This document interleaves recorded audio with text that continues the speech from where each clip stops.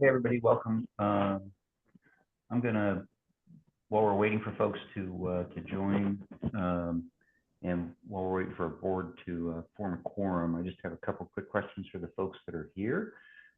Someone who is showing up on my screen is E. Weist. Could you tell me who you are?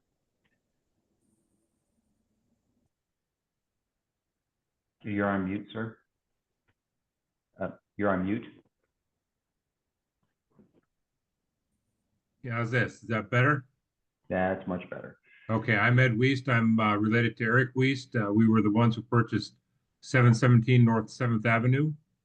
And here we have several questions and want to continue the conversation to get to a point where we can have approval on that property. Okay, Ed, thank you.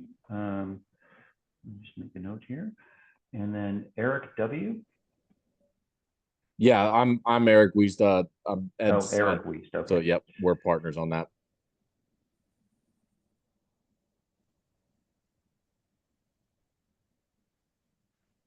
Okay. And Desiree Aranda, could you just tell me? There's a historic preservation officer. Oh, Hello. our new.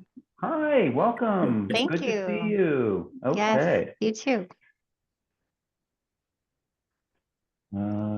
Joan Wiki. Joan White. Thank you. And Joan, are you here for one of the items on our agenda? Yes, I am. I'm going to be presenting you the Ralph residence.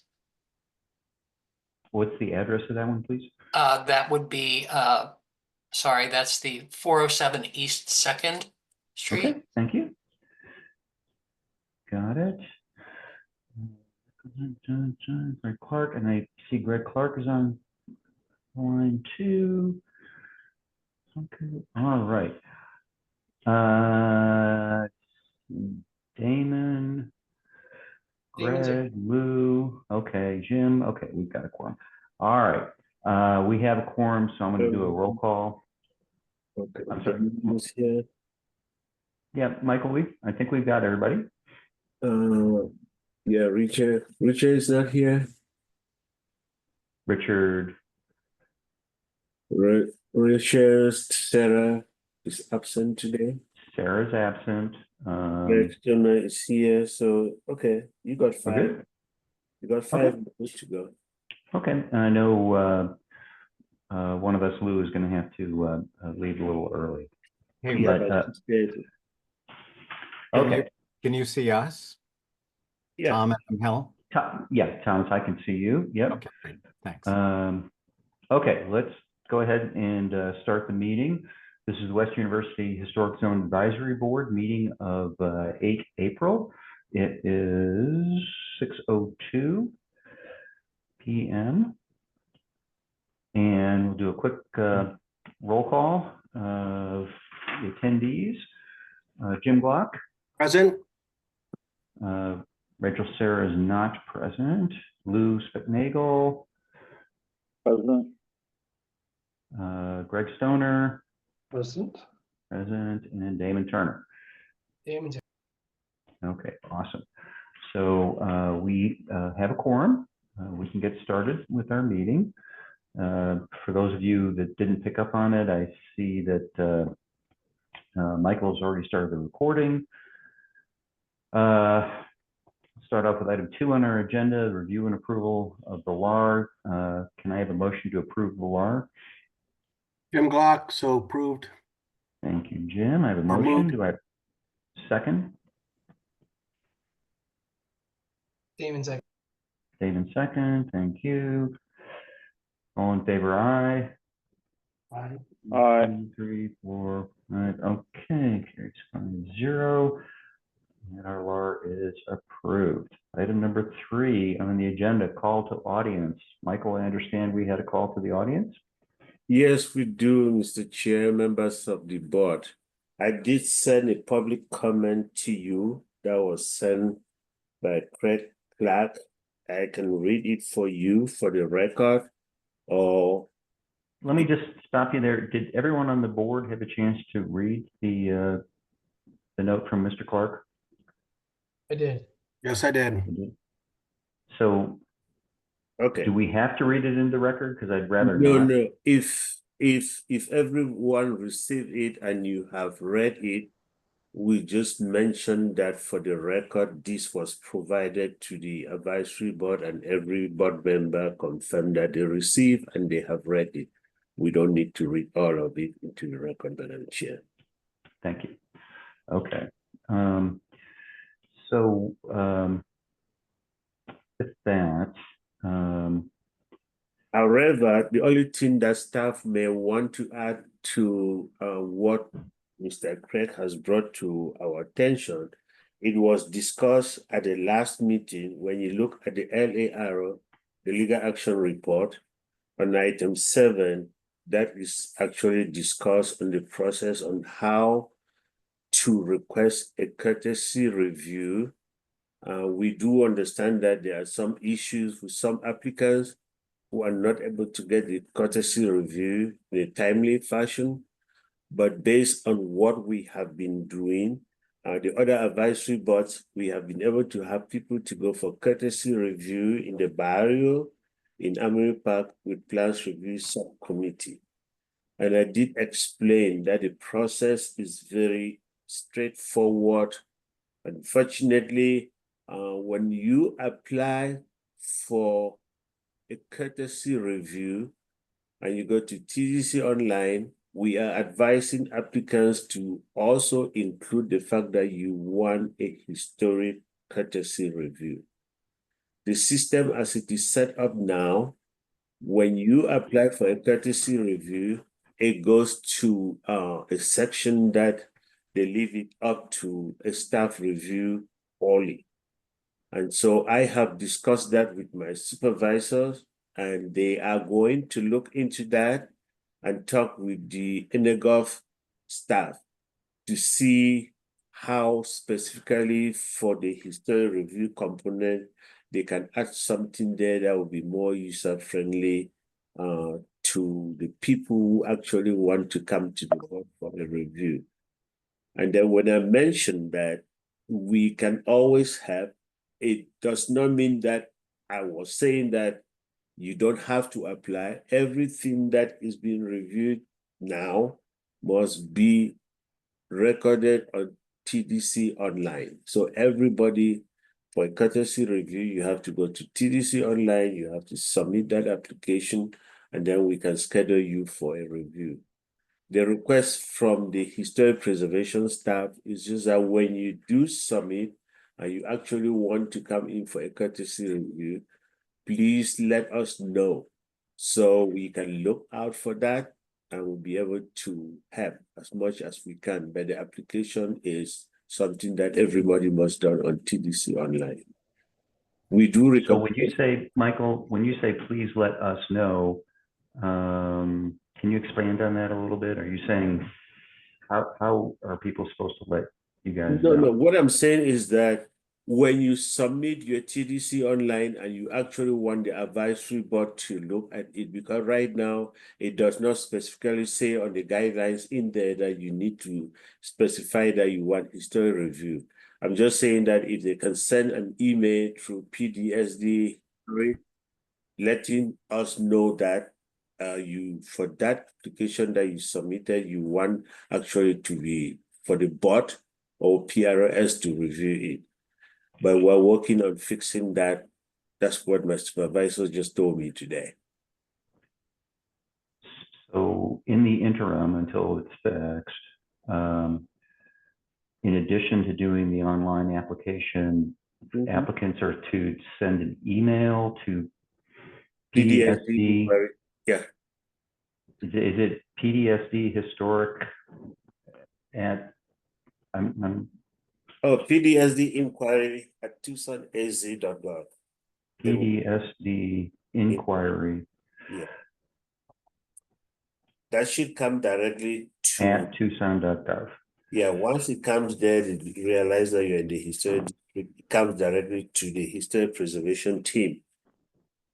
So folks, right now, I'm going to give Mr. Clark here an opportunity maybe to chat a little bit. But those folks that aren't listening to these kind of conversations that we're having would not have any way of knowing that, right? No, they will not, but it will still come to us anyway. At some point, but I think one of the problems, which maybe I just want to ask and see if this is being addressed, is that we have heard, and Mr. Clark's letter kind of said that wherever initial applications go in the portal, if they are missing information that would be required maybe for a full review, but not a courtesy review, they're just getting rejected. Yes, that's what I got from his letter. That's Right. what we are going to look at. And then also, if might be that when Mr. Clark talked to somebody, when you are just coming for a minor review, we're not requiring you to put in full-fledged blown plans. We're not requiring you to go and get an architect to do drawings for you and that kind of thing.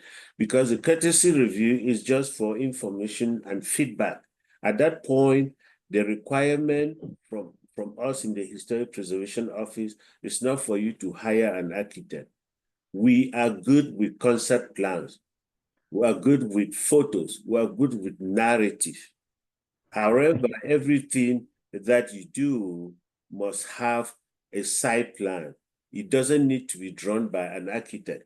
You just need to show where your property is, where it's located on the plot, and you are basically coming to the board to describe your project and to find out from the board what they will require.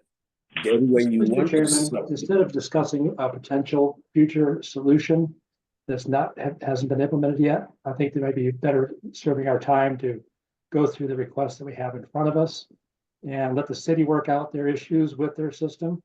And once that's done, we can review it. Yeah, and then I wasn't even aware that it needed to be on the agenda. If the board so choose that this should be an agenda item, Yeah. You don't need it on the agenda, Michael. I think last time we just raised it as a chronic concern, and we're just wondering, what do we tell folk? And I think what we learned last time was that, you helped us understand what we tell folk, but it isn't, except for knowing to call me or Greg or someone on the board, it's not written down anywhere. So the average person would have no way of knowing that. And in the meantime, following just putting stuff in the portal, it's just getting kicked out and rejected. Okay. And it's causing tremendous frustration and negatively incentivizing people to use the portal. Okay. Yes, I have reported that to my supervisors and they are going to look into that. Yeah, if I can just add, Chair McDonald and members of the board, we will be working on this and we'll have something to report back at the next meeting. But I definitely see opportunities to put this information on our website, make that more broadly available than at these meetings. Thank you. All right, thank you. And I guess I just have, we're gonna maybe, oh, go ahead, Jim. I'm sorry, Rick. I was just going to suggest that we have everyone introduce themselves who is attending the meeting, and the woman who just spoke is someone I think is a very great interest to the remainder of the board. So with that. Might have missed that. So go, yeah, Desiree, why don't you just take 2 minutes or 2 seconds and introduce yourself to the board? Sure. Hello, everyone. Thank you, Mr. Chair and members of the board. My name is Desiree Aranda, and I am the new Historic Preservation Officer for the City of Tucson. It's very wonderful to meet you all, and I'm very much looking forward to working with you all, as well as the members of our community. So yeah, this is about my third week. So I'm still very much learning and observing, listening. Yeah, it'll probably take me a while to, fully get up to speed on everything going on, but it's great to be here. Thank you. All right, welcome. I guess I was just going to maybe wrap a little bit though on this particular conversation that you know, it's good that you guys are moving forward on trying to figure out ways to get this information out. I think there's a recognition that you have that the way it's set up right now, wherever information comes initially into the portal, that area that whoever those individuals are, department, don't understand what you're talking about, and it is getting rejected, and it's a problem that's got some urgency to it. And I have had questions that I'm going to raise on behalf of a couple of board members that have asked me. Do you have, how do you track how long stuff takes? What is the question? Well, so if someone makes an application, how does the city know how long it takes to move from step to step? There are things that are in the code that require things be serviced in a certain amount of time, and I believe there's instances where that's not happening, and there's not really an understanding that we have of, you know, how much is in the pipeline, how long does it take to get processed, is it getting better, is it getting trending worse? You know, how do you know when your system is maybe not providing the service that it needs to in a timely fashion? And I'm not saying, you know, you guys have staffing issues and all those other things. I mean, I understand that. I'm just asking, do you have a way of measuring that and knowing? Or is it just us or people like Mr. Clark raising their hand and saying, hey, this is not working for me? Yes, Mr. Chair, members of the board. A minor review process per code takes 45 working days. From the day your application is accepted by staff, it takes 45 working days. A full review takes 60 working days. From the day your application is submitted, reviewed by staff, and deemed complete. That's when your clock starts. So the minor review is 45 working days. A full review is 60 working days. Okay, go ahead. I guess all I was asking was, do you keep track of that? We try to keep track of. There are instances where I would not say that we're meeting this in all instances. There are instances where we look at the application, we ask for additional material for it to be complete, and the applicants are not submitting the materials in a timely manner. That necessarily pushes up the time to go ahead. But when you don't submit and we ask for resubmit, your clock stops. And so if in the real world, if you submit your application and it is deemed complete, full, you don't need any additional thing, a minor review should take under 45 working days. For minor reviews, I believe we have been meeting that target. We do process and do those reviews under 45 working days. A full review, if everything is submitted and complete, should take 60 working days. However, when it goes to the board, if an application comes to the board, say it comes to WUSA, and the case is continued, you expect the time to be longer. If it is not continued, our goal is to make sure that no application that is supposed to be a full review go past the 60 days. Are we meeting the 60-day? That is required. Some cases, yes. Other cases, no.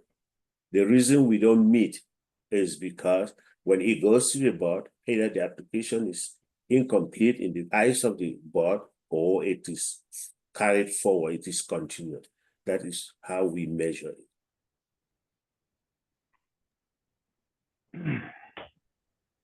I don't want to spend the rest of we could talk about this for the rest of the meeting, we shouldn't.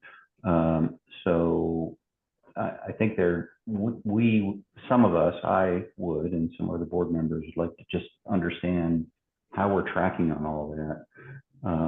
We don't have any insight into whether things are taking excessively long or not. And we don't know how to talk to folk in the neighborhood. I live in the neighborhood. I just hear feedback that in some cases it's like a black hole. And there's a lack of understanding of what. And in fairness to the rest of the members and folk who are on the line, I don't think it's a good idea to spend a tremendous, because we're not going to resolve it here, but I do believe it's a conversation worth having. Maybe not even a board meeting, maybe it's a separate conversation just so that the board members that are interested can understand. But it is a chronic issue, and I think that's why Mr. Clark's letter, why he had to write that letter. I'm gonna, it's 20 after.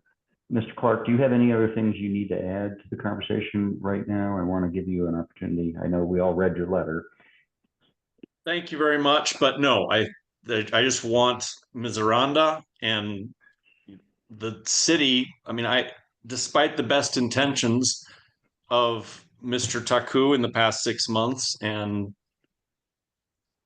the Historic Preservation Office and the great boards, something is happening in the city that causes the delays. Even though first contact is with the Historic Preservation Officer or Mr. Taku, it all has to go through that portal to get an activity number, and it just gets rejected, lost, black hole, and unnecessary delays when a person is just saying, hey, I want to change my windows. Hey, I want to, do X, Y, or Z. So anyway, thank you for your attention. I appreciate it. And thanks. Thank you for your letter. And okay. All right. And as a staff, we want to thank Mr. Craig for bringing this to the attention of the public and everybody. So we are going to work on it. We are going to find ways and means to make this much friendly to all our users so that our historic preservation can move smoothly. And we will report back to not just you, but to the other boards too. Thank you. Okay. Let's move on then to the reviews. Item 4A on the agenda. SD 0325-00040, 407 East 2nd Street. And I believe that's Joan, are you? I am here. Yep, okay. Okay. Let me see. Let me find out where your name is on this. Do you have the current submission that you will show up, or do I need to Zoom share my screens? You will share your screen. Okay. I want to make you a co-host here.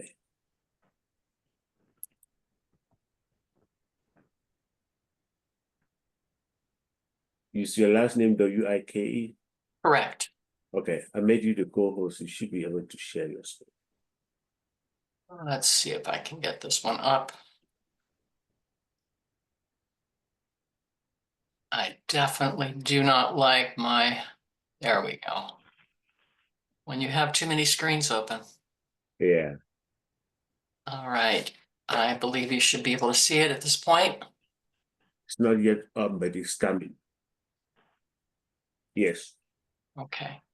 My name is Joan Wyke, and I'm going to be just presenting to you the proposed second residence located on this property. I think first I would just start with the historic narrative here. The existing house is a contributing historic building built in 1915. The lot's 0.129 acres, 5,605 square feet, and the house faces East 2nd. Typo there, I see it. The proposed second residence is going to be located at the rear of the property on the north end with access from a shared alley. Currently, there is a small non-contributing shed garage, and we're going to also be proposing to demolish this building, which has been used as a shed, and we'll build the second residence in that location. You can see that right here on the drawing. The contributing house is a one-story with a hipped roof. There are 2 brick chimneys, asphalt shingle roofs, and a stucco finish, and we are not proposing any changes to the existing structure.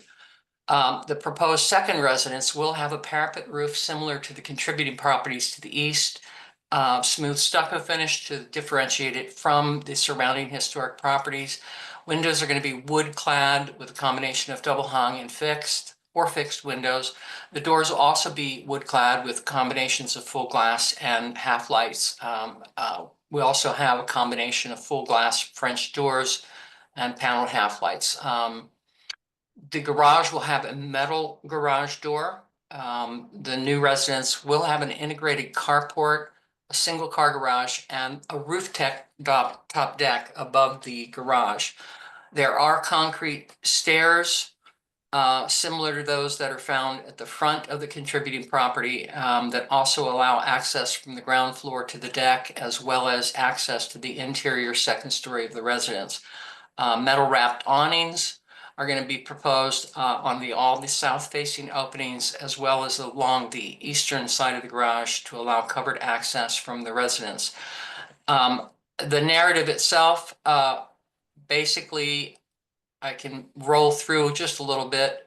It is a contributing property. The proposed new second residence has been designed to maintain the massing and the prevailing lot coverage of the development zone. The property directly to the east has two residences, one contributing and one non-contributing, as we are proposing. The second residence is taller, and I'll draw your attention right here to the lower portion. We have this section here.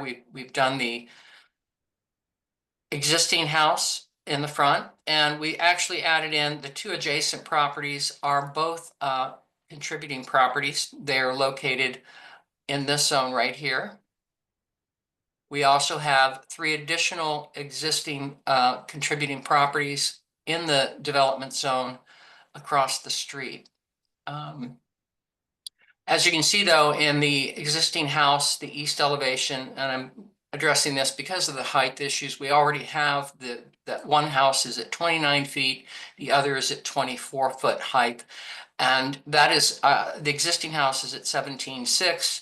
And the new residence in the back is only 21 feet 6 inches. So it is lower than the existing contributing properties next door.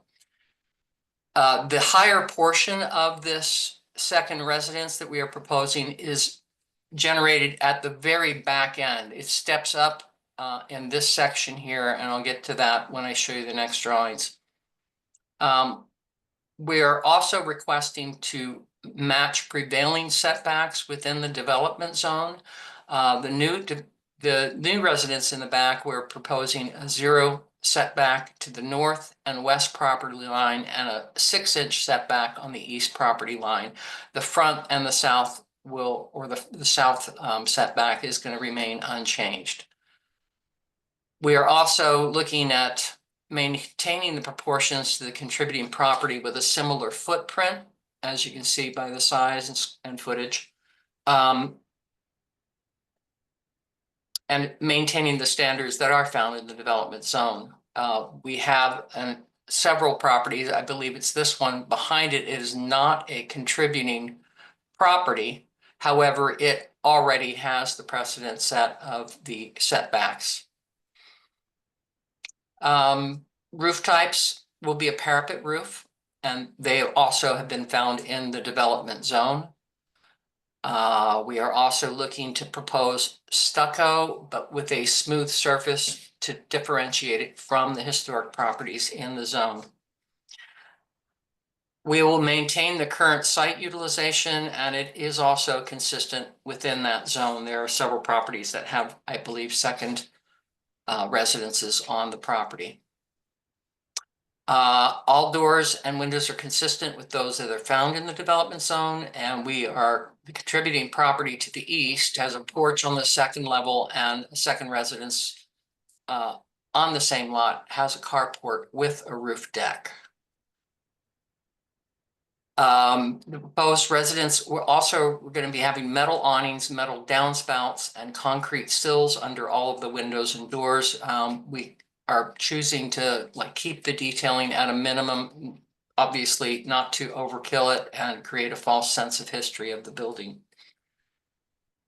The proposed second residence is similar in mass and scale with the existing contributing properties in the development zone. And again, we're talking about rhythm. We're looking at proposed window proportions that are similar found in the neighborhood. And I'll show you those on some of the visuals we have, the photos that are attached. The door and window trim, metal awnings, all of those will be painted in colors consistent with those found within the neighborhood, and the concrete stairs and sills will remain unpainted. There'll be a small courtyard between the two residences where there are some existing fruit trees. So there will be new separate utilities, and there will be 2 spaces accessed from the alley at the north of the property. So I'll just walk you through some of the key points here that I was looking for. Oops. So again, just looking at the first existing house street elevation, we have the height in this area consistent. We are going to remain lower than those that are already built.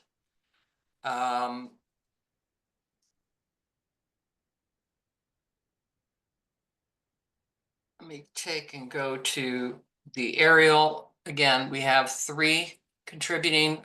This house right here is the existing property that we are proposing to create the second unit.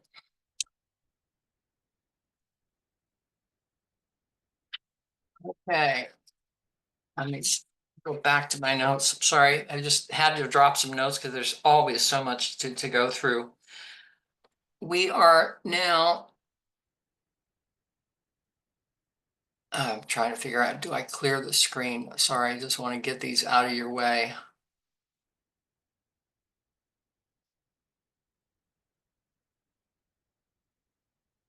This is our floor plan. I did notice that we have an incorrect north arrow. We are going to be fixing that. This is the alley to the back, first floor. Access will be off the alley through this door or from the existing front into the first floor of the second residence if need be. Here are elevations. The east elevation, just point out here, we have awnings that are, these are the awnings that are going to be metal awnings for shade structure.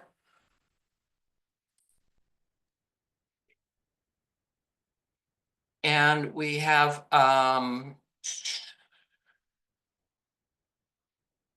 this down here on the very bottom is the neighboring property. We drew this in just to show you what the indication of the heights are so that you can see that we are not going to be exceeding the height of that particular property.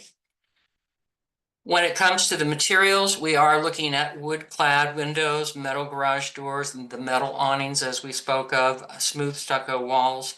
We'll have metal fencing and gates throughout. And we are going to also slope these sills for weather, obviously. The south elevation, and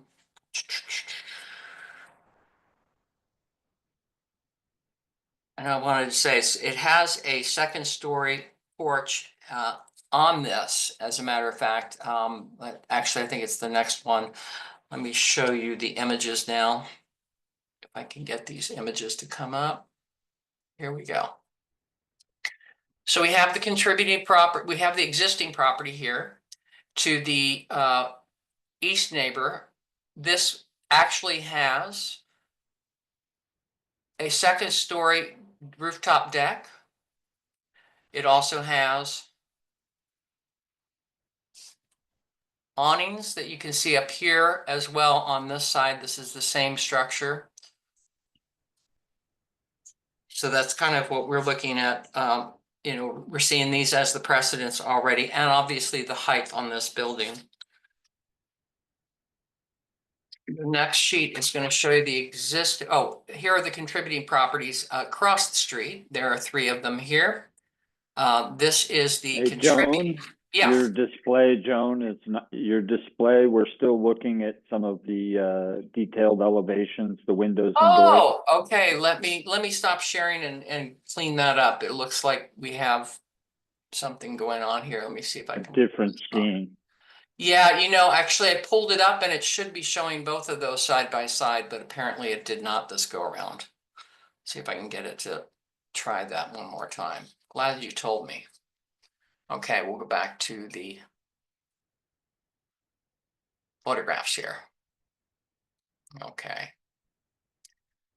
So we have our existing, can you see it now? Yes, we have it now. Okay.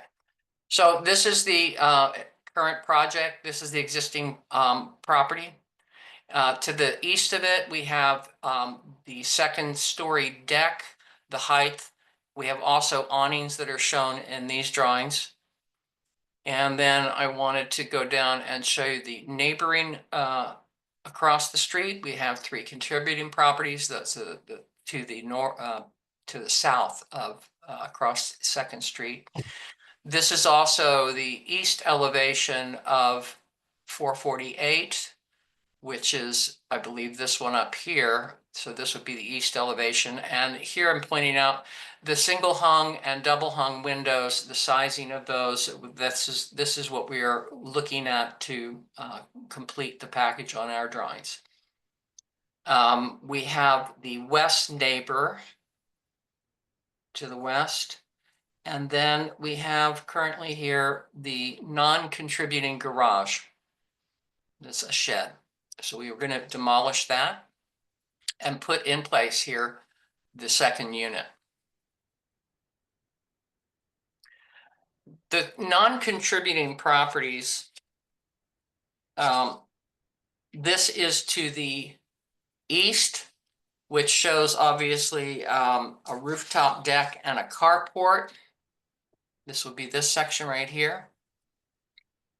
And obviously we don't want to have it look like that. So we're going to certainly not mimic that. So we have, this is the alley actually though, that we will be working with. This is part of the alley right here. And this is how they will enter the property. This is the same thing. We're looking from the neighboring property. I'm trying to think if this is the, yeah. This is one just to the west of it, I believe. We do have the entire inventory in our package as well that can show you any more additional information that, you know, to match us up.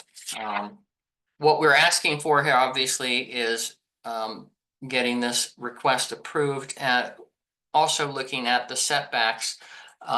If I was to go back to it, we're requesting a 0-foot setback to the east, west, and north of the property. The south will not change.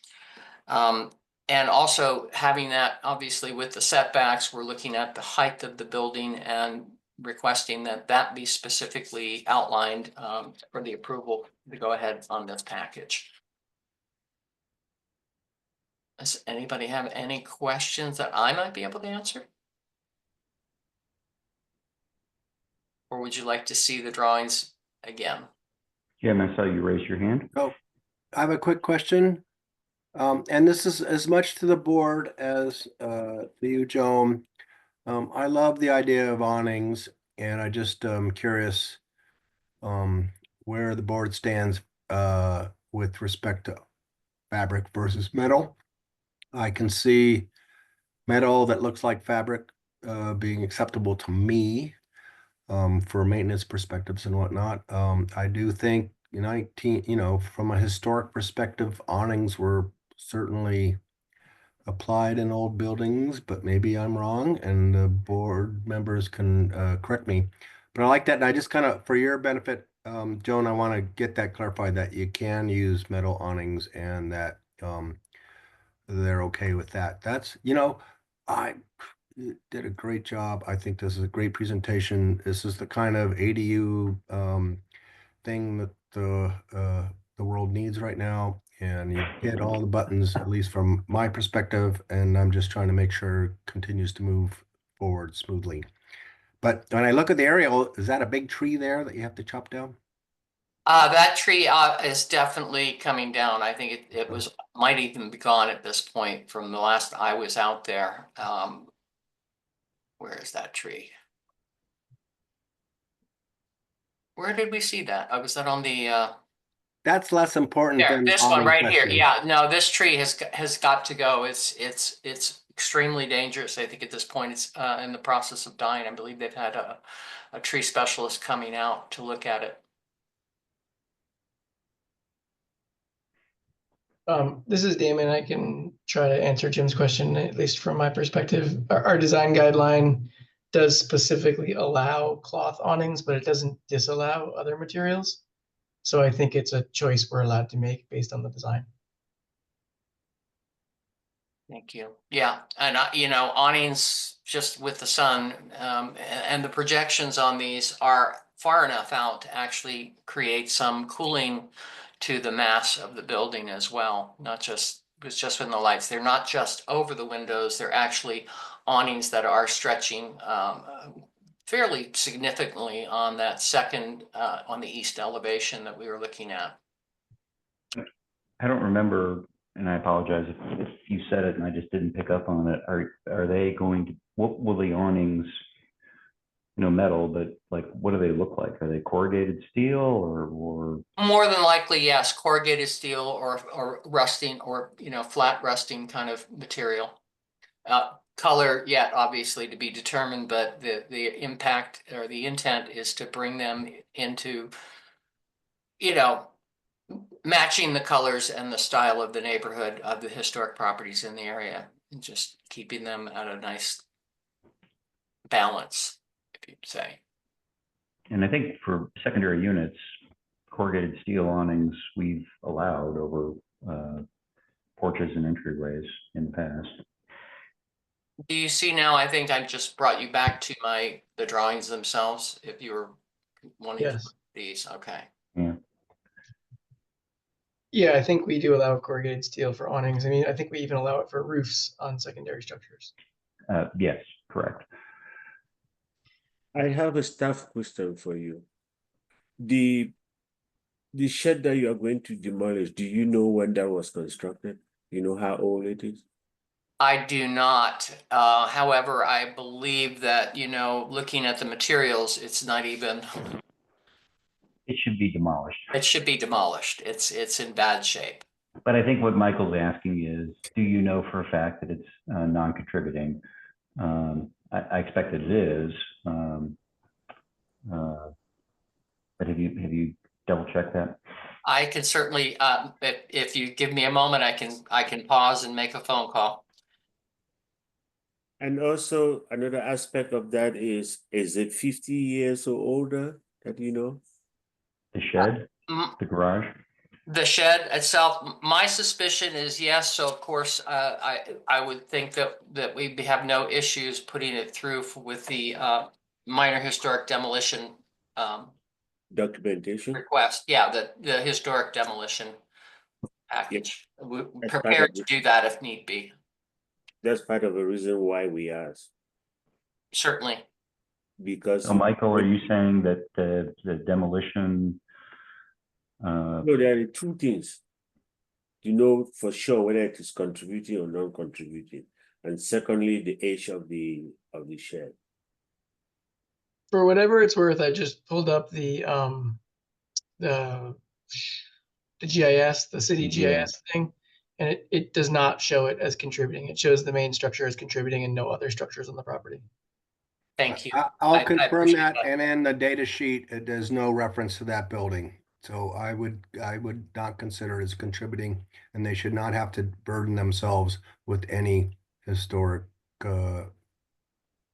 requirements as with respect to its demolition, in my opinion.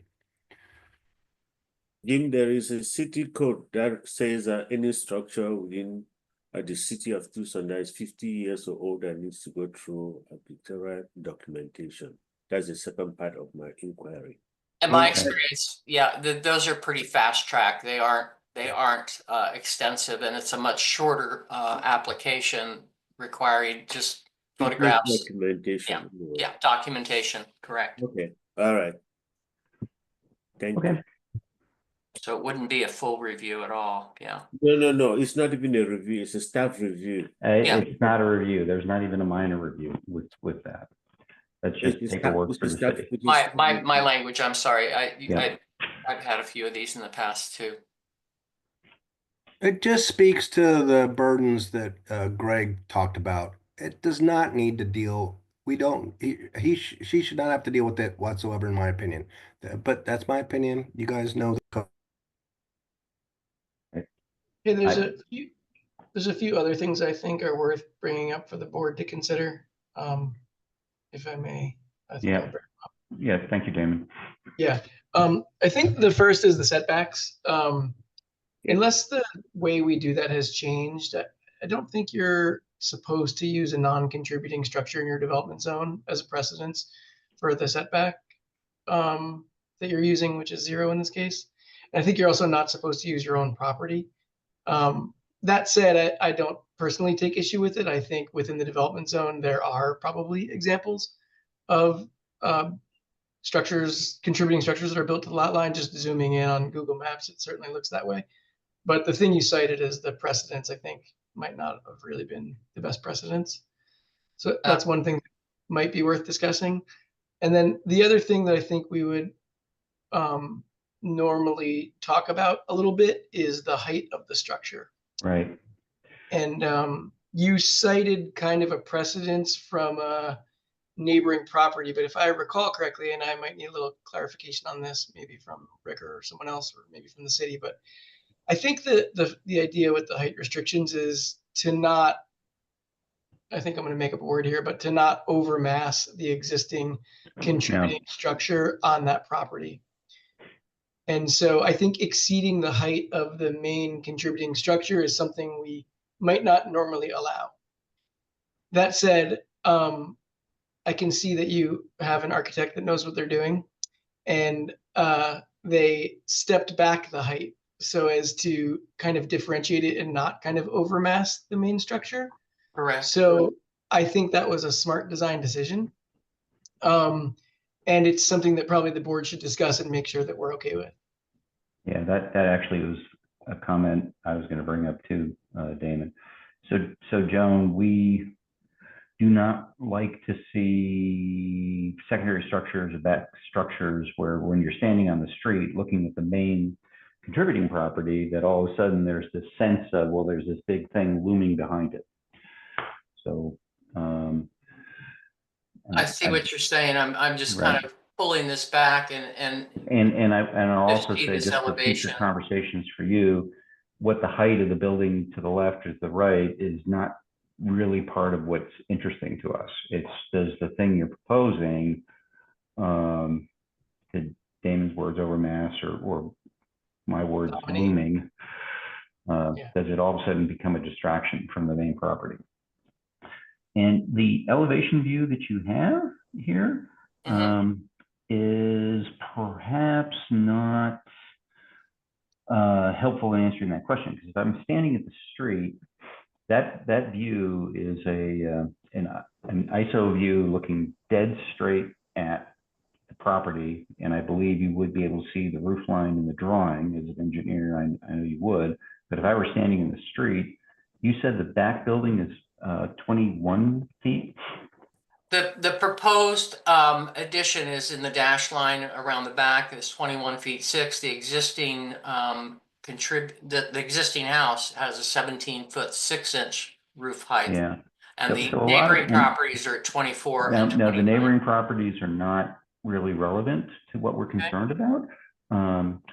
But I would say that because your architect has pushed where that height is far back, that if I were to show a 3D view, like you imagine the view with the person standing in the front of the house, given where that height is, you probably can't see it. So a lot of times we do get folks that are doing the 3D renderings and can show us the view that is, well, if someone were walking by, would they be able to see that building at all? Well, And if you look at the front photo here as well, that probably, when you're down here on the street level, as you said, it would be hard to see that Yeah. height of Right. that building behind it.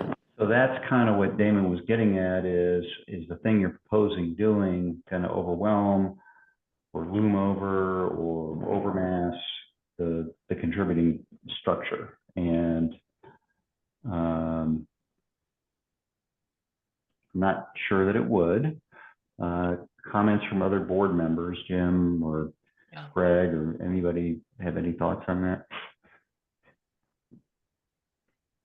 Yeah, I like the fact that it's pushed back, and again, I agree that you're not gonna be able to see it on the street.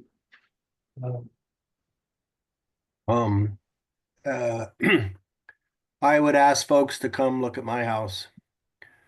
I have a 2-story addition in the back.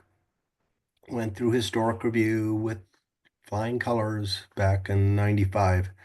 And quite frankly, I get more compliments than anything else. It fits in with the whole gestalt of the neighborhood, and I don't have an objection with it personally, but I can see why folks are concerned about it. And, I think Damon raised the question because, no, strictly no, speaking. I'm not objecting to it. I'm just saying I think it might look nice. So thank Okay. you. And you don't want us coming by looking at your house. Well, Yeah, I No, think I'm proud of my house. Come by. It's the only pink house in the neighborhood.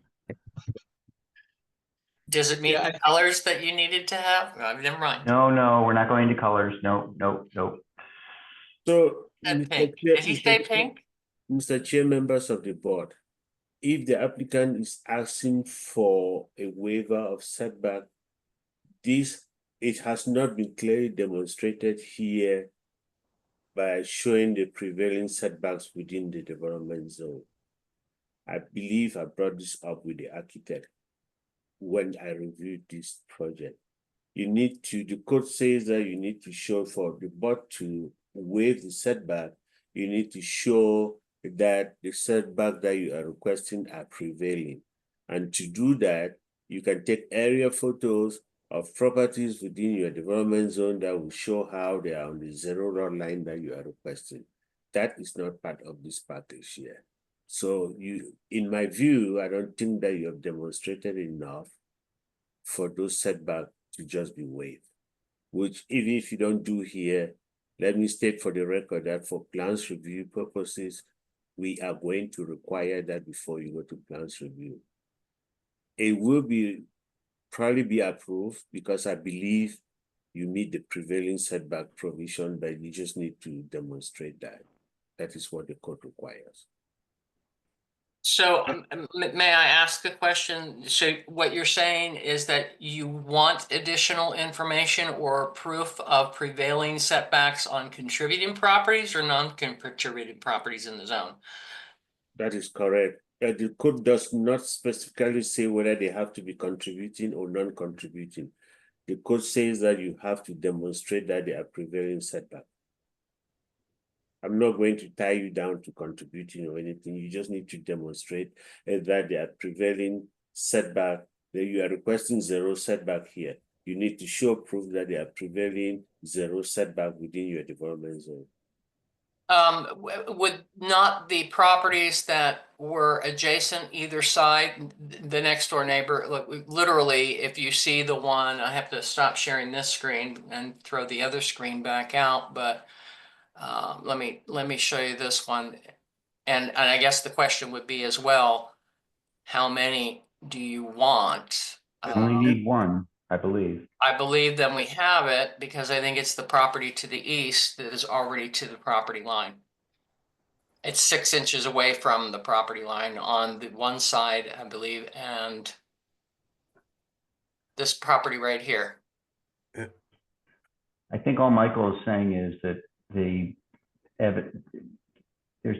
I see a photograph and I believe you when you say it's 6 inches. There's just no drawing that says it's 6 inches. So, To the if I might- presenter, what a lot of people do is you just take an area photo that will show properties from an area photo, just like Demon said. If you look at an area photo, you'll be able to see from the area photo right across how those properties are just lying on the property line. When you take only a photograph like this and you're telling me that it is 6 inches from the property line, it's difficult for somebody to believe. Yeah, no, I'm actually taking, I'm going back to the actual aerial that we have on the sheet A1. Let me go ahead and stop sharing this and show you that on this other, on the main sheet. And this is the current property that we're requesting. This is the property line here. I don't have those. And again, with the aerials, they can be skewed. You know, they're not straight dead on. But this property, our property line is in, if you look at the building to just adjacent here, it's already up to this, our property line within probably 6 inches or so. And also on the west side, if you're looking there, this property next door to it as well is right super close to their, what would probably be considered their property line. So, Joan, I'm kind of thinking that you just need to maybe get a little more specificity for the PRS. I see what you're saying. I don't think the board is challenging you. Yeah. I think you're just hearing Michael say this isn't exactly the evidence that the city and the PRS would like to see. But if you could pull that together, I know you got to go to PRS next and have it for PRS, then, I mean, we're not going to, I don't think we're going to hang you up based on that. Okay. So could you help me out here? So what you would like to see as demonstration would be a site plan with the other properties listed as far as what their setbacks are? Can I interject? Yeah, go ahead, Damon. I was just looking through your documentation and on page 5, it looks like you have C setbacks where you do call out specific properties. I hadn't seen this before. And I also, I needed clarification on whether or not you were allowed to use a non-contributing structure. Well, and we just heard that's possible. Yeah. Agreed. Right. Yes, agreed. So with the language that you have on page 5 here, calling out specific addresses, and it references attached aerial photos, I think that may be enough. I may have caused this confusion because I thought in the past that we had forced people to use contributing properties, but since that was incorrect on my part. Okay, so it's not on the drawings, it's on this sheet here. Is that what you're saying? Yes. I'm like going, which sheet am I showing you? Yeah, what sheet are you showing us? Am I showing you the drawings or the photos? You're showing the drawings. You're showing the drawings. And you saw that on in your write-up? Yeah, in the thing in that's the write-up. Okay, yeah. Let me stop sharing, and then you said, let's see. But Mr. Chair, I think we can move forward. The intent was not to delay this review. Something that I can talk with the architect. I think the applicant is just asking, do we or do we not have the information necessary? And if not, then what do they need? So we're just trying to help her with PRS. Yeah, if you scroll down, there's a section on setbacks.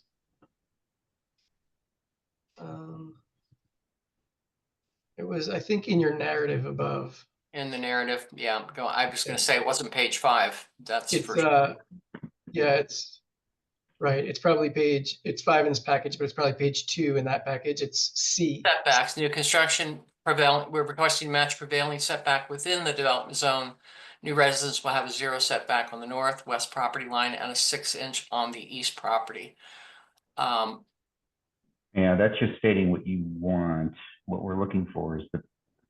I thought he said he saw something else though. Yeah, I do. So what I see is a little different than what you're showing. Are you? Sorry, I can't look at both at the same time. Where are you?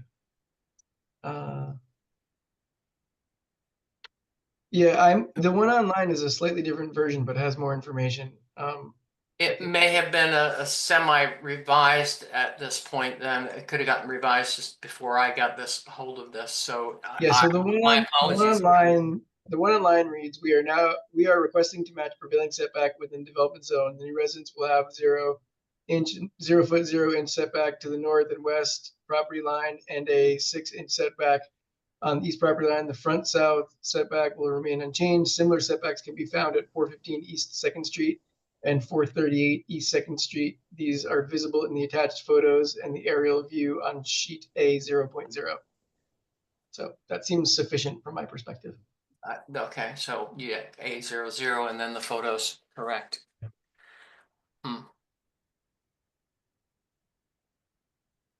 So I would recommend we move on from setbacks, and when we do a motion, we just have to be specific that we expect the setback based on the prevailing setbacks in the development zone. And I also am the one who brought up the whether or not the structure would dominate, and I'm not concerned that it will, to be honest. From looking at Google Maps, you can see the neighboring properties, guest house or secondary structure in the back of their yard. And the height of that is almost not even distinguishable from the street. And this being slightly lower, I don't think it'll be a problem. I brought it up because I think it's the kinds of things we're supposed to discuss in this board. Which we are. So, and I think we have, and I don't think anybody, thank you, Damon. I don't think anybody's got a concern, but I think we need to just say that out loud on the record. Okay. So any further questions or concerns regarding this particular item? Hearing none, is someone brave enough to kind of throw a motion together? This is Damon. I'll make a motion. I motion to approve as presented, and I'd like to let the record show that this board approves of the setbacks shown in this package because they're within the prevailing setbacks in the development zone. This is Jim Glock. I'd like to second that. I just want to note I've got an aerial photo up, and the contributing structure on the north side of the alley has 0 setback. So not that setback from an alley is the same as setback from your neighbor, but it looks like it fits. It looks like a great project. I don't know. It's thrilling to see this come through. So enthusiastic second. Oh, I have to write down enthusiastic. Okay. Yeah, I have to as well. Okay, we have a motion, we have a second. Any discussion? So the setback we're requesting on the east, west, and north, right? Correct. Correct. I do have, am I permitted to speak, Mr. Chair? Yes, of course. Okay. You are always permitted to speak. You're the HBO. All right, thank you. The question about the height, one thing that could be helpful as you prepare for PRS is to prepare some sightline drawings, from across the street, from different angles, right, from directly across, kind of at the diagonal, to show the visual impact, and to show that, what the view would be like from across the street. I think that would help. Yeah, on that note, I don't know if we're allowed to do this as part of discussion, but I'd be happy to share my screen. I think you may want to make use of Google Maps Street View because it depicts pretty well what Desiree was just referring to. And all you have to do is take a screen snap. You want to share your screen, David? Sure. Yeah, why don't you let Damon share screen? Okay, let me make you the co-host here.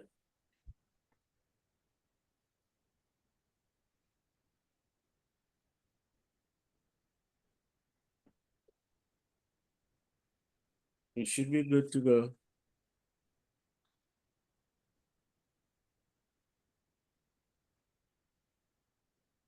Okay, so I think you guys should be able to see my screen. Yep. I think I have the right property. Yes.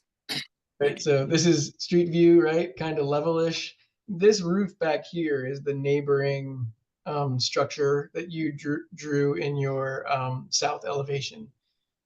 You'll notice you can hardly see it. It certainly doesn't dominate this structure. The one you're proposing is going to be to the west of it over here. We're looking north right now, and lower than it. So I'm not sure you'll frankly see much at all from this view. And I think sharing this view with people and giving this perspective is probably helpful. Yeah.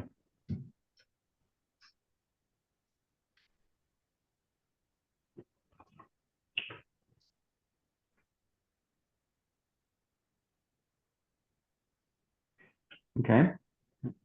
Joan, that might be something you want to add to your PRS presentation. Thank you. Okay, we have a motion, we have a second, we've had discussion. Any further discussion? Oh, who seconded? I did. Block. Jim, second. Is enthusiastic. Enthusiastically, I'm gonna I got that written down on the record, enthusiastically. Okay. All right, we have a motion, we have a second, we had discussion, further discussion, hearing none, all in favor, aye. Aye, Jim Glock. Aye, we have a motion that carries 4-0, all right. Thank you very much, Joan. Thank you so much. Appreciate it. If you don't mind, I'm just going to stay on and listen to the next one. Absolutely. Learn some new tricks. Thank you. Okay. All right, we are moving on now. The time that Drew left at 6:30.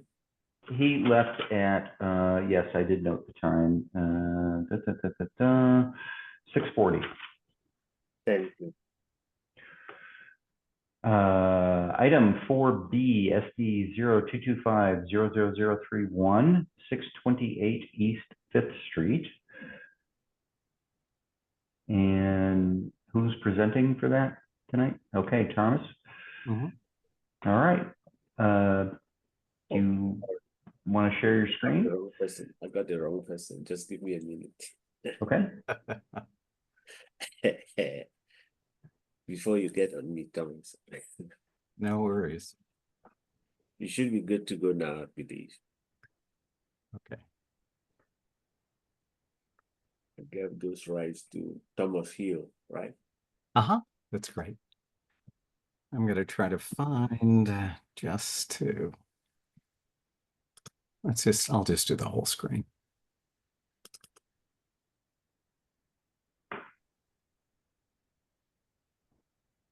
Oops, hold on. Go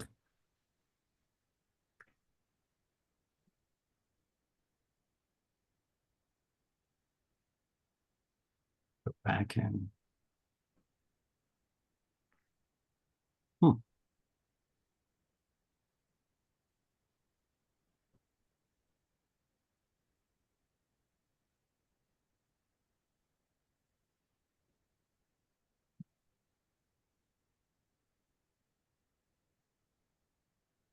Sorry for the weirdness here.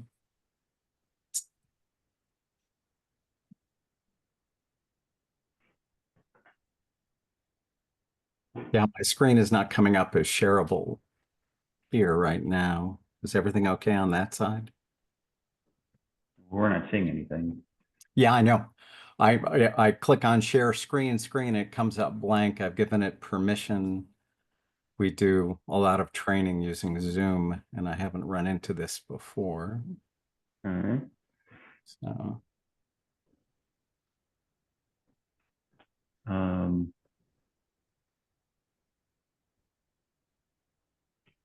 don't even know what to say. Well, I mean, Jim, can you call this stuff up? Yes, I can. Stand by. All right.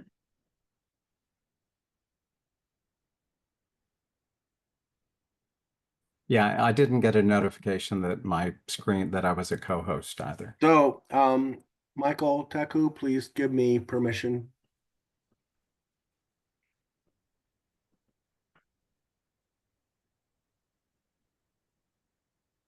Right.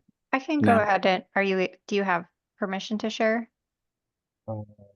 I do now. Jim Thank you. does. Stand Okay, by. great. Now, I can see that he So- does. We were never given permission. Yeah, I got it, I think. Great. Yeah, it's the PDF, so Give me a sec. no worries. So let's see.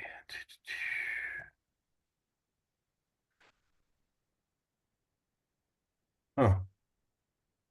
This is sharing in a different way than in the past. Stand by. Let me just shut some things down.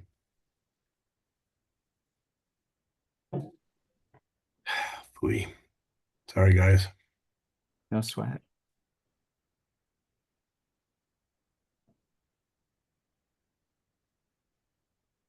Michael, you've given me permissions to share, correct?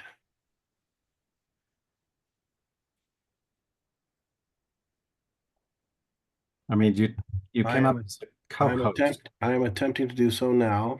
Mhm. And there we go. Got it. Awesome. Stand by. Thank you. How's this look, guys? That's perfect. All right. Just tell me We're just going to scroll down what to as do. So Great, you can leave it right there for right now. If this, we're talking about the property at 628 East Fifth Street. This is the rear of our property there. We'll go through all of that in a little bit. If this looks familiar to anybody, it's because it was one of the winning casita designs from the city of Tucson. We actually started this process on November 16th, 2023, if you're asking how long this process takes. Okay, so this was selected as a winner in the in that casita project, and that's what we went with. And it's been an interesting, intriguing process. So if you go down to the next page. Okay. So it's 745 square feet. It's a one-story dwelling. It is below the roof height of the existing structure. Anyhow, let me just go up from there. oh, okay. Here's the design narrative. We've been in the neighborhood now for 45 years altogether, where we purchased it 40 years ago. We have been members of WUNA and on the board, but never on the design board before. The house itself is called the Price Home. It was built by William Bernice Price in 1912. It's Santa Fe brick. And it features Italianate overtures as part of its then modern design. Okay, we move down because we'll have a picture of this in a little Stand bit. by. Okay. Yeah, no problem at all. Anyhow, the height again is below the height of the existing structure. You can see the proportion. This is made not to look historic, but to look that it fits into a historic neighborhood. It's a shingled roof, the surface texture, and the wooden accents are comparable to what exists, and we'll show you pictures of that in a second. Okay. Anyhow, here's the aerial photograph of the existing property right now. This So, is Fifth Street and Fifth Street, this and Jacobus. Right. Okay. Thank you. No worries. So, yeah, so right there is the current property. That's Jacobus on the left. All of the buildings that you'll see are the ones that are right around it. We do not extend this to the property line. We're building it with standard setbacks. The one question that we have, and that would be helpful here, if you look on the south part of the property, and you can scroll a little bit because we even have a little, there we go.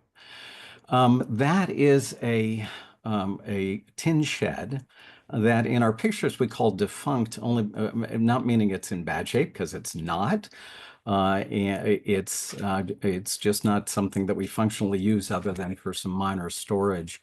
And because we are exceptionally interested in making sure everything in West University stays beautiful, because you guys have done such a great job, it is on the contributing listing, which we'll show later. It does not show it as a contributing property, but we went in to ask specifically, is this a contributing property? And at the office, we were unable to get that as a thought, but in the design it doesn't. But you'll see what it looks like, but it's there.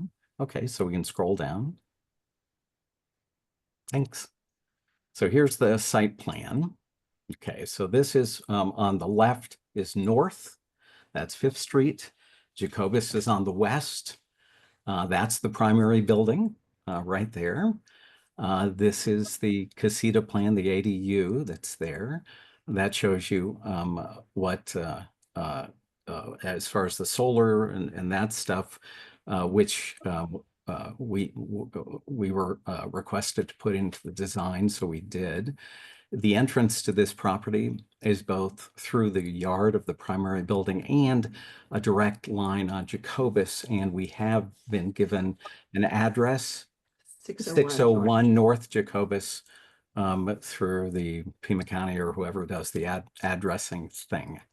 There on the right-hand side of the property is where the cars would go. So you can see the setback is 8'6" on that side and 5 feet on the back. And that little carved thing, that little thing in the middle of 3 foot is just a walkway. Okay. So here are the, and I apologize for the site conditions, and we will have to shrink these way down. Because it is our family property and our eldest son lives there and they have a brand new baby. I don't know if you can tell, but the yard work is the exciting thing. So where we are is we're on the property line on Jacobus on the west side of the property facing straight east. That's the shed off to the right. And that looks straight across the yard with the existing fence. That existing fence on the right would be moved to the property line, and roughly the new casita takes up about to the edge of that temporary Ramada structure. Okay, and if anybody's into frisbee golf, that's what that thing is there.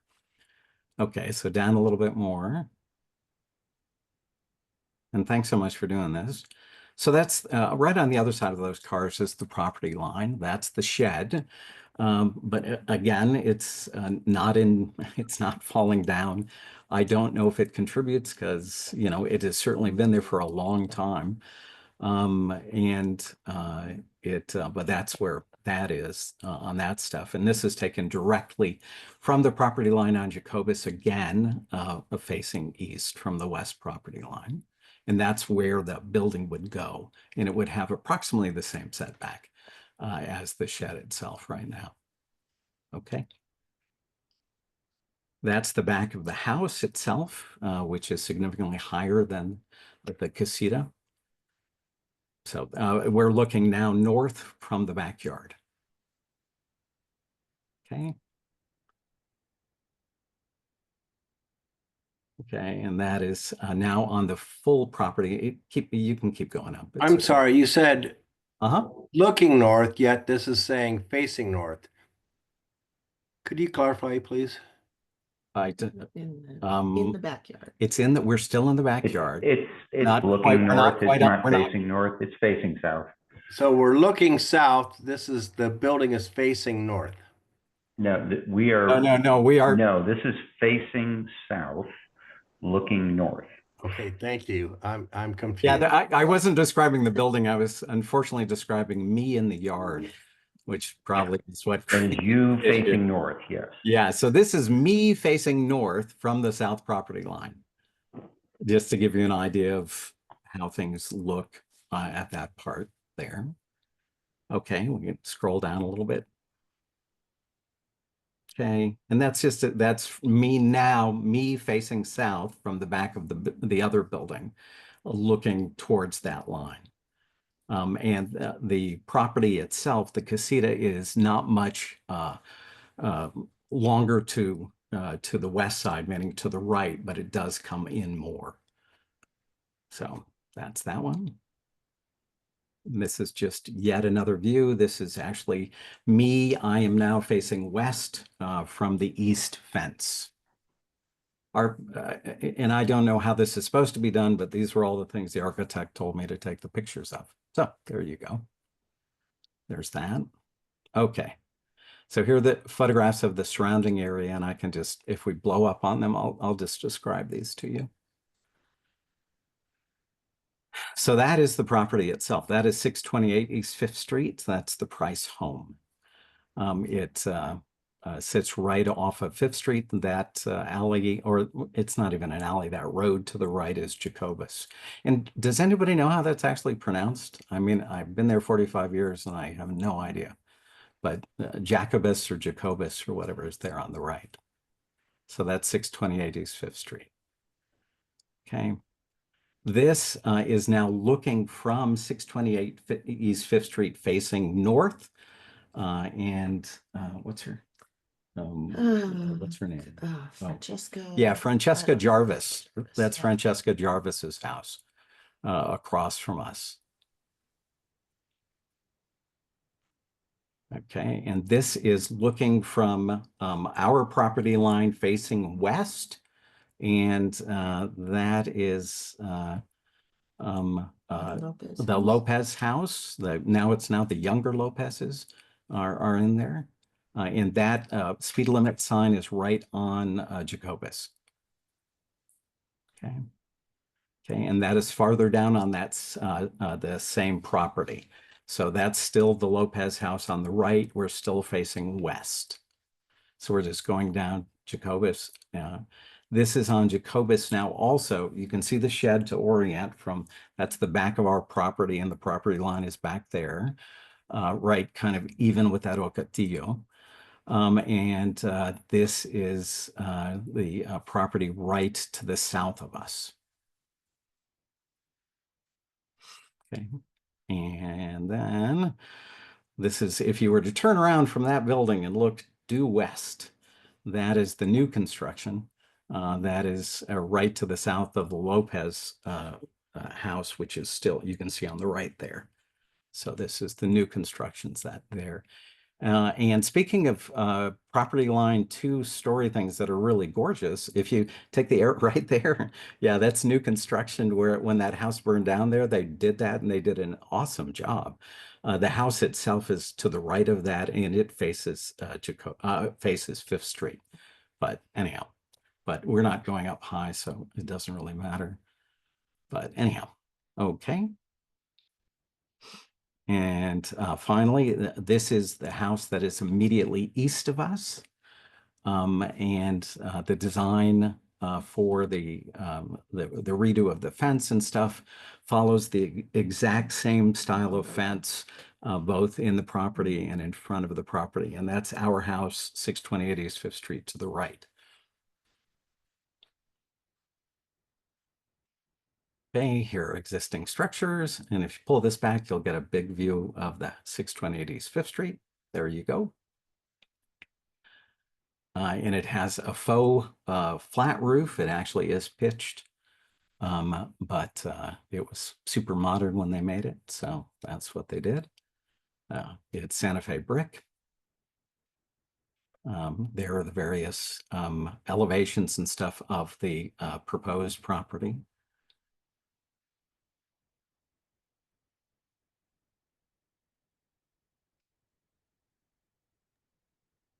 May I clarify one thing? Yeah, of course. Yeah. I couldn't tell from your site plan just because the dimensions are a little hard to tell, but where you're placing this, does that require the demolition of the shed you were asking about, or is this going to be placed next to? Well, that's okay. The way that this is done right this second, it would require the demolition of the shed. But honestly, for us, and it's a question we were trying to answer earlier, if that shed is a contributing property, and then we would redo this all and find a way to slightly, change the shed so that we could add a bathroom or something in it. It has electrical that's already run out to it right now, has for many years. That's not a contributing property. Yeah, there's no evidence that the shed is contributing. Right. So I think you just have to be from I think the board's perspective. Mm-hmm. I think there's no issue with demolishing it. At least I'll speak for myself. Other folks may want to weigh in.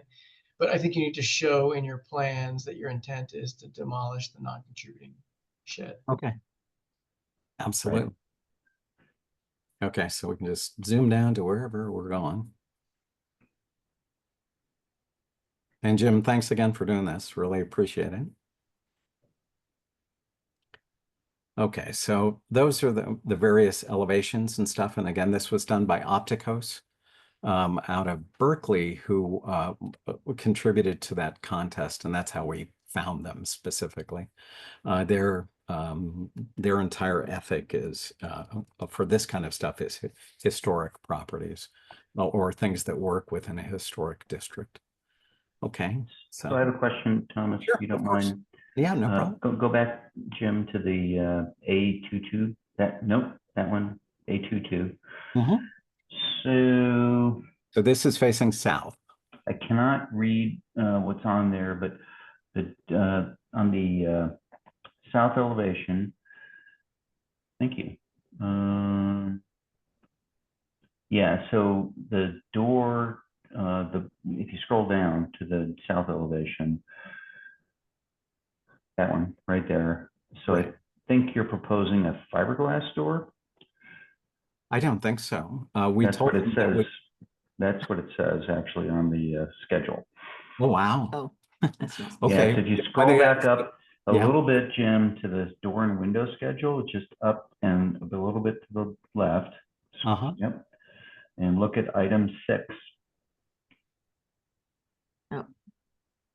No, it's not. Yeah, we told them to make everything, wood, because we've dealt with that before. Yeah. I mean, So easier for us and you if that's wood or wood clad.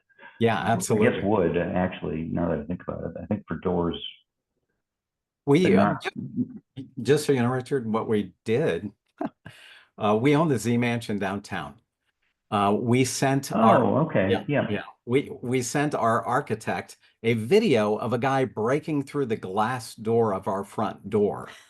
And when he asked, what kind of doors do you want? And we said, we want wood doors and that are attractive and appropriate, but we have this thing about not having this beautiful, fancy outside door that somebody can just kick through like this guy did. So, I mean, so on that one specifically, we're so, yeah, absolutely. That's supposed to be a wood door anyhow.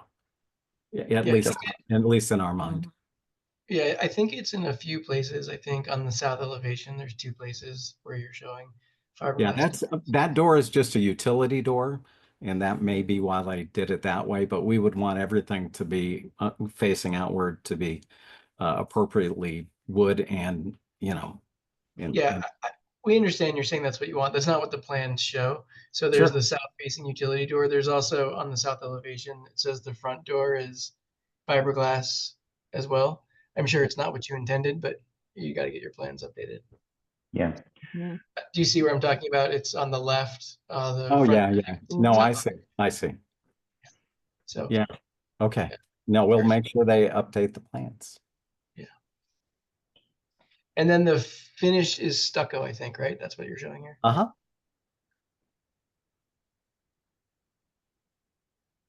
Yeah. Okay. So yeah, so we'll note it that's here's the development zone map that showed that we're the darker subject parcel, and the contributing thing was only in the first, it was only the front building. But again, we were trying to get that answered. So there's that. Here's the inventory form. This is kind of fun. Just so the owner, as far as Carmichael, if the name sounds familiar, she was the co-owner of Secretariat, the Triple Crown winning racehorse. And she was the one who bought the Z Mansion here and redid it. So when we bought that house for $300 down, tells you how long ago that was, we paid we wrote a monthly check to Mrs. Carmichael. But anyhow, there, ta-da.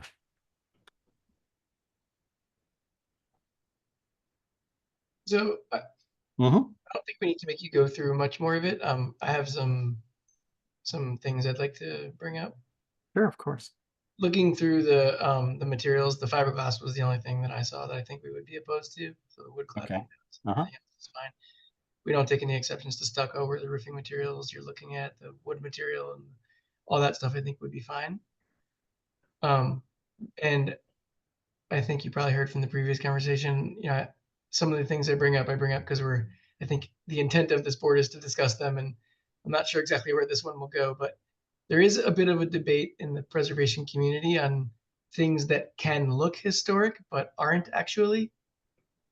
And sometimes in those cases, we ask people to do things to differentiate the structure to make it not look historic if it isn't. And don't get me wrong, I think the design you chose is frankly adorable. I probably would have chose it also, but it kind of looks like it's a historic home in the neighborhood. And so I was curious if other folks, or maybe the new historic preservation officer or Mr. Taku, might have some comments about whether or not there's something we would ask you to differentiate this as not historic, just given that it's kind of a craftsman style design.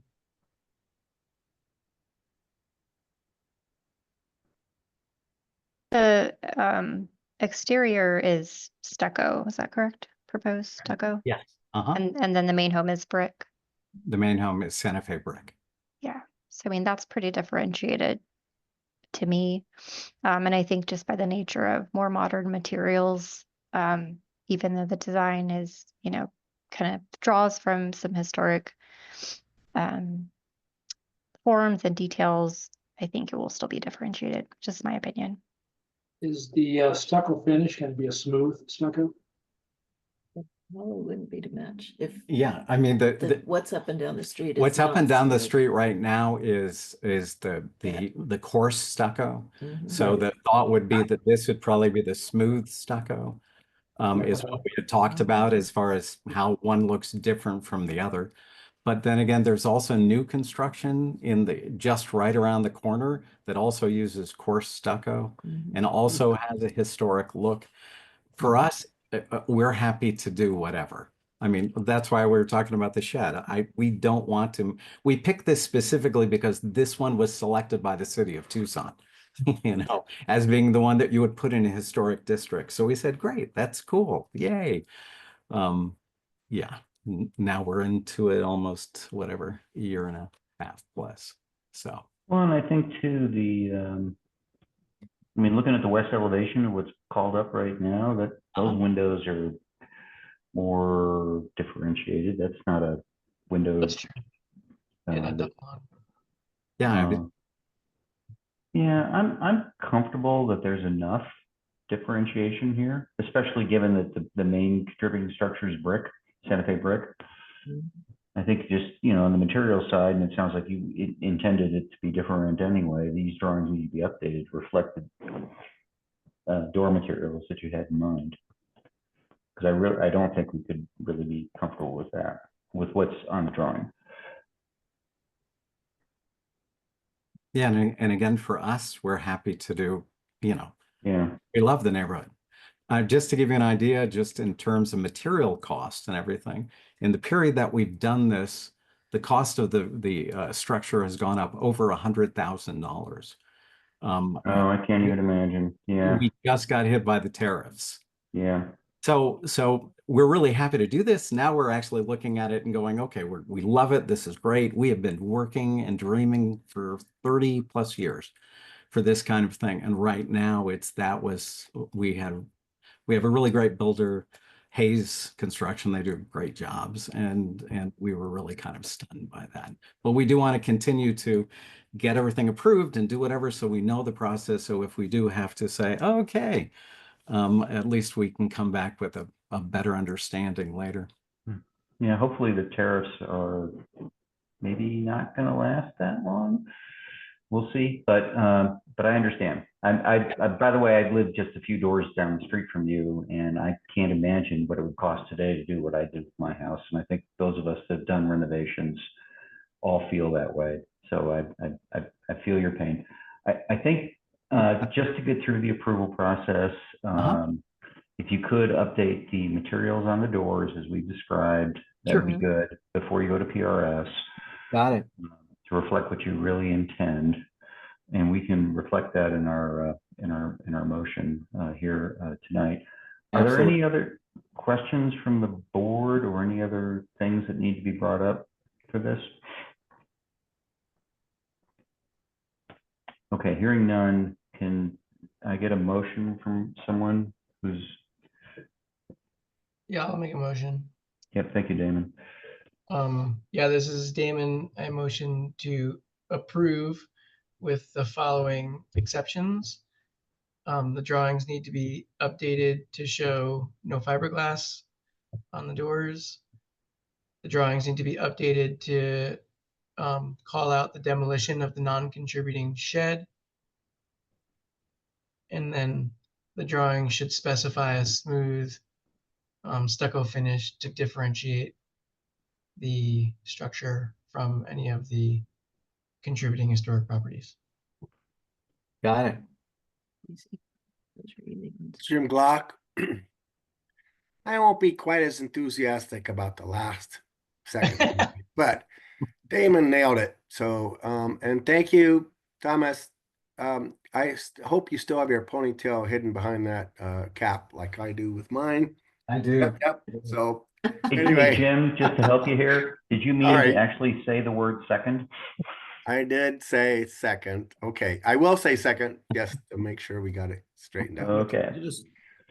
We got to Mr. add a Chair- little humor in here. So, Mr. Chair, before we take a vote on this, just like I said on the last project, the shed that you are proposing to demolish, I think it's been there long enough. You may have to do documentation for Okay. that, just so you know. Yeah, got it noted. Okay, thank So you. Michael, we don't have to include that in our. No, motion. you don't Okay, have. good. Thank you. Okay, so I have a motion, I have a second. Any further discussion? Yeah, I I've have got a question. Greg's got a question. Yep, go ahead. If you demolish the shed, it looks like you have a opening in a fence line. Was there fencing going to be put up as part of this whole? Yeah, project? there's actually, and it wasn't required for the whatever, but there's Emmy's brother is a landscape architect. And he already, the fence now will go all the way around the external perimeter. And so there won't be an opening. And he's also looked at a whole, he did his landscape architecture here at the U of A. Works in LA now, but he did a beautiful, look of what things would look like to help, make things more comfortable from the street line and all that kind of stuff. So yeah, the fence would be exactly like it is now, but it would now go across the property. The one difference would be is there would be a gate, an actual electric gate. So Thomas, if I may, just to kind of move us along here. So that's a separate review. A minor review, doesn't have to be a big deal, but you aren't showing us anything that we can approve regarding the fence tonight. So that is not approved, but spiritually, I think that's great, but it is. I think the fence line is on the site property thing. But I'll do it later. You're right. I'll do it later. Got it. Michael, I think we need to do a minor review on the fence. Is that not? Minor review of the fence. Got it. You are correct. It is not part of this review.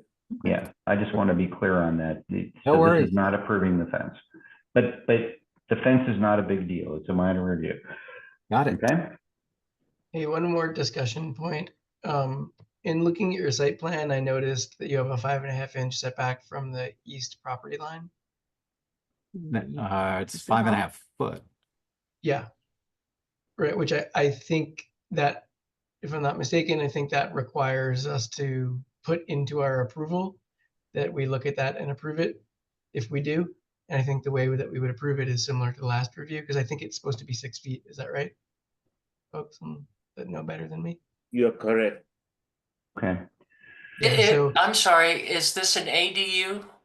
Yes. Yes. Did they not change that to 5 feet because they had to come into alignment with the state requirements on ADUs? That was just passed in the past couple of months, I believe.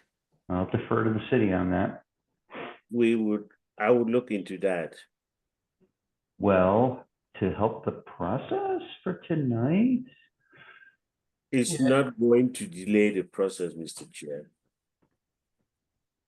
I guess what the discussion point is, should we say in our motion that we would accept a 5.5-inch 5.5 foot. Sorry, I keep saying inch, my bad. Yeah, I think we should. And then Subject let Michael just. Subject to staff review. Yeah, subject to staff review. But so hearing that discussion, Damon, would you like to read? Yeah, may I amend my my motion to include approval of the 5.5 foot setback on the east property line? Not to be picky, but if we look at this, it says 5 foot 1/2 inch. Oh, Oh, brother. Sorry. may I amend my motion again to say I that got we it. have Never mind. I 5 got foot it. and a half inch? So no, hold on. 5 foot and inch. All done. Okay, so we have a revised motion. May I have a second, Jim? Second accepts the amendment to the motion, if that's the appropriate language that I should be speaking. So, Okay, we have a motion, second, discussion. Hearing none. All in favor, aye. aye. Aye. Greg, I don't see you. Did you aye? Aye. All right, so 4-0. Okay, guys. Great. Good luck. Thank you. Thomas, and Thank you. Thank you, guys. House. Guys are doing great. We still got homeless stuff. We need to get you back in front of us. So. Okay, done, We are done. so ready. Thank you. Thanks. All right. Okay, that concludes item 4 on the agenda. Item 5, on the design guidelines, Jim and I talked about this a little bit yesterday. We are just trying to figure out how to get somebody to help us do the formatting stuff. I don't think it's worthy of conversation tonight, but we do need a little bit of administrative help. And we have resources to go do that. We just need to get it done.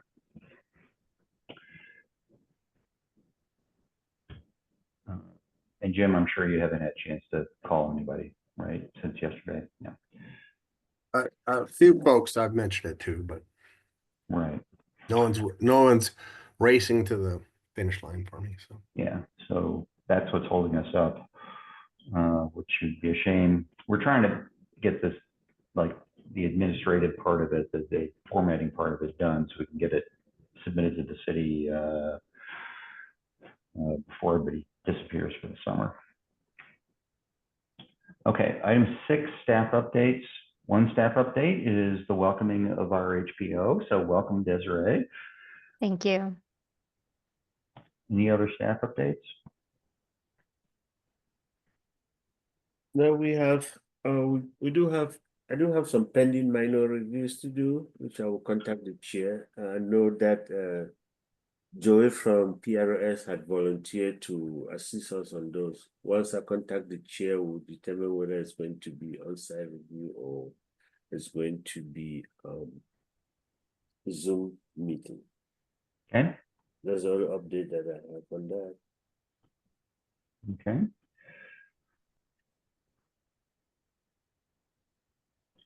All right, future agenda items. Michael, anything we need to be aware of coming down the line? At this point in time, I don't think that I have any case that is ready to come before you, but as you know, something may pop up. I don't have any case that is ready right now Okay. for the next month, but there's a potential that we may have cases. I'm still reviewing cases, not yet ready. But before the next month, I'm pretty sure I'll have about 2 or 3 cases for you. So before we move on to, yeah, Jim. So, based on earlier discussion and Michael's best attempts at trying to explain things and Desiree's newness to her position, can we have someone from Planning and Development Services Department's permitting website come and provide us how to apply for historic preservation oriented activities in their system? And I don't want the historic preservation staff to be burdened with this. I want someone whom they have to rely on to present to us, because our neighbors know who we are. They find us in the corner and ask how to do this. And quite frankly, I ask for permits too, and it's not as easy as one would think. So it would just be nice to have someone who's kind of in the know and dealing with the software, as opposed to folks who are more worried about the code and whatnot. I'm kind of worried about that. So am I making any sense? But it would be nice to have a presentation of that sort. So, because I've been applying for some permits lately for goofy things like putting a rock in a traffic circle. Go figure. I mean, I almost had to get a PhD to figure it out. It's not simple, and I would think that we should be able to communicate to our constituency how it's done. And I don't want to burden Desiree, and I don't want to burden Michael with this. I think we deserve from PDSD someone who can tell us how to apply for a permit for boneheads.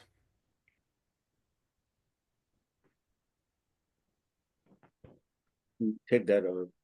I will make sure that we get the appropriate staff to come and talk to you. I just want more clarification. Are you talking of applying for a permit within the HPZ in general, or we are still talking about the courtesy review?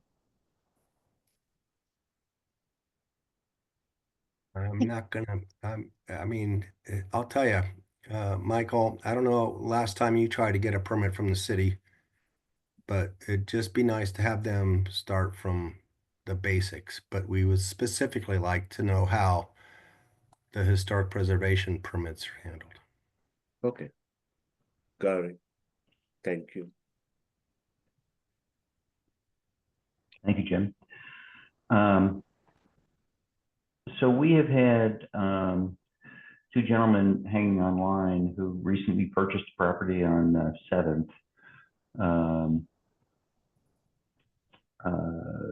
That has some unresolved issues, and I'm not entirely sure where the city is with respect to that.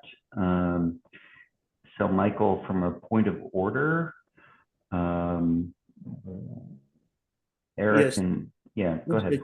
Mr. Chair, once a property is not listed on the agenda, staff and the board may not discuss it. I know the last time under staff update, when I provided an update on 717 North 7th, we received complaints that we discussed a property that was not agendized. But I discussed that within the scope of staff update. That particular property is not on the agenda today, and I would prefer we don't discuss it. How do we get on the agenda? If you want a discussion on it, we can put it on the next agenda and we can discuss it. But We it's just not- simply have some questions. We don't want to discuss it. You're right. If we wanted to discuss it, we would find a way to put it on the agenda. But we have some questions that we think you guys could answer for us and move this thing along, or we could wait for a month and then ask the questions. And now we're a month further down the line, and this thing's already been dragging on, I think, for a year and a half. We really want to resolve this to your satisfaction, period, and full stop.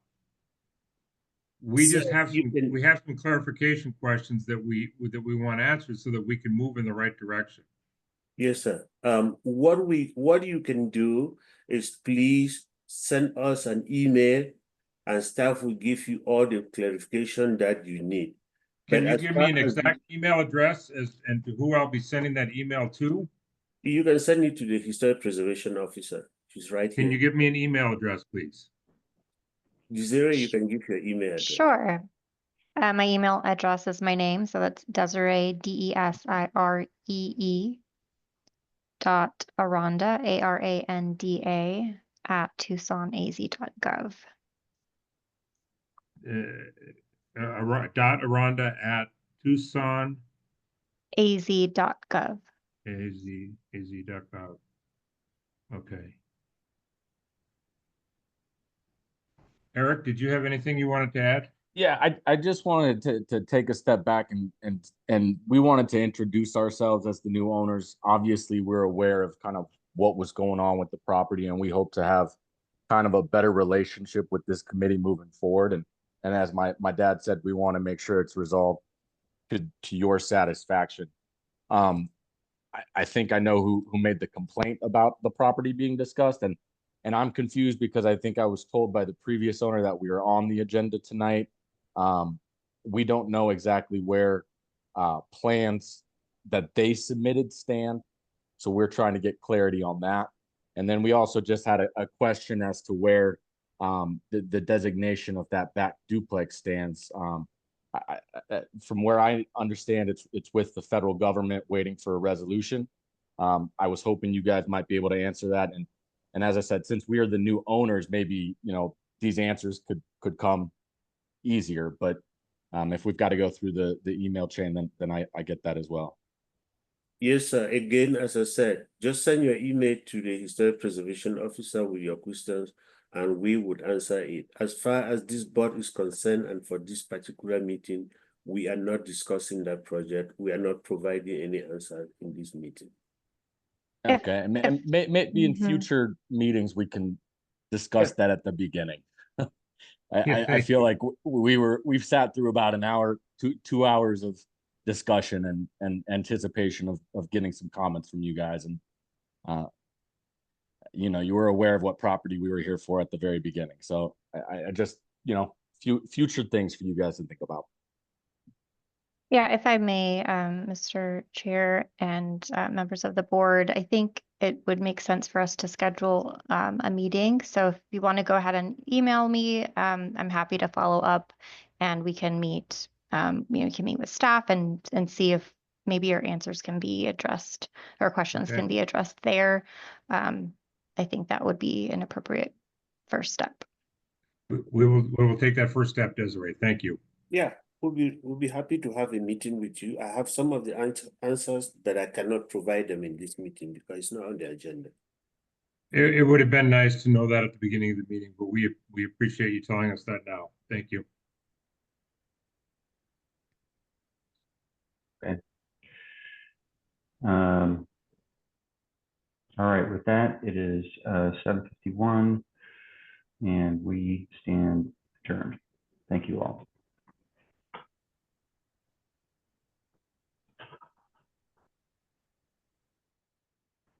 Let me stop the recording. You good?